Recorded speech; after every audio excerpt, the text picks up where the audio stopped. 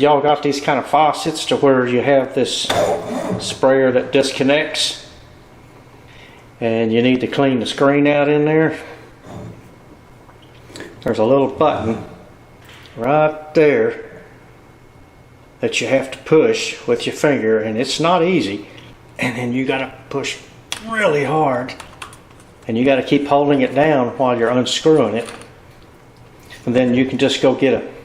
another part, or you can back flush this one, and then to put it back on you go through the opposite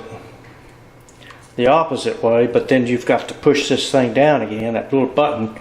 screw it on till it bottoms out, and then let the button go and then let it lock in place,